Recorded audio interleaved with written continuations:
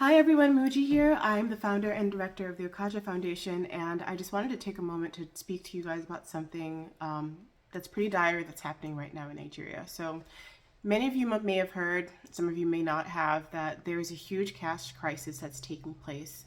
A few months ago, the Nigerian government decided to print new currency. They asked the Nigerian people to turn over the old currency in exchange for these new Naira notes. Naira is the currency that's used in Nigeria. But unfortunately, there was a shortage of the new printed notes. So a lot of people handed the old Naira notes over and received no money back. This has created a huge cash crisis. There's been a lot going on at banks. If banks are even admitting people, they're only giving really small sums of money out. Part of the reason this was done was because there was a recent Nigerian election, a presidential election that took place about 2 weeks ago, and the Nigerian government feared that this cash, if people had access to cash, they would use it for bribes throughout the election. Nigeria has a huge fraudulent election process, and unfortunately it seems like it happened again in this recent election. So I wanted to come here to just to let you guys know how this is affecting Divine Providence Home. Right now what's happening is 40% of people in Nigeria, approximately 40%, have bank accounts. So there are about 60% of people that rely on having cash.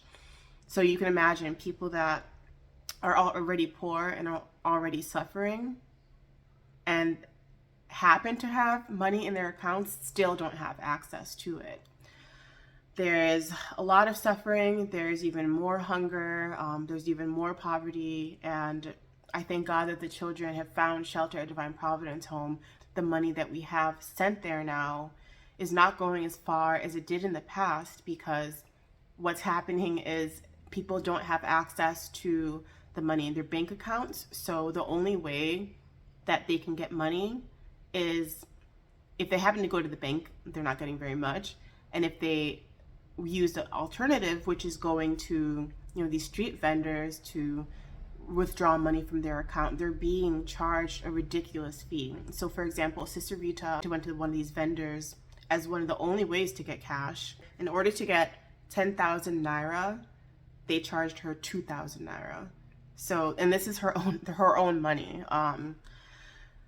It's just unbelievable. It's a really terrible position for any of the people in Nigeria to be in, but especially people that are already poor, children, that rely on Divine Providence Home to care for them. So now more than ever, your donations and your support means a lot, because a huge portion of it is just now going towards these fees that people have to pay to get access to their own money.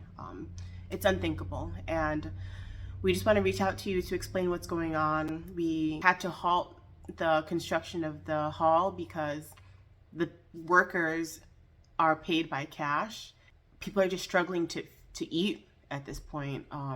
So we had to make it a priority to tell Sister Rita, just focus on the necessities, focus on feeding the kids, focus on paying their medical bills, and responding to any immediate needs that arise, because access to money is so small. And I also had a conversation with her telling her, get what you need from these vendors. They're charging something that's really unfair. They're taking advantage of the situation. But unfortunately, if that's the only way that, I told her, if this is the only way that you can get access to money so that the children are fed and so that you guys have what you need, then you just have to do what you have to do. So she's going to reach out to them and get money in this way. But unfortunately, a lot of the money that would normally be used and would go directly to food and these other costs are now just being used to even gain access to these funds. So I wanted to take a moment to just explain that to all of you and to let you know that we really do need your support. We are not touching the money that's going towards the hall, that once we pray to God this all resolves, we'll resume construction on the hall.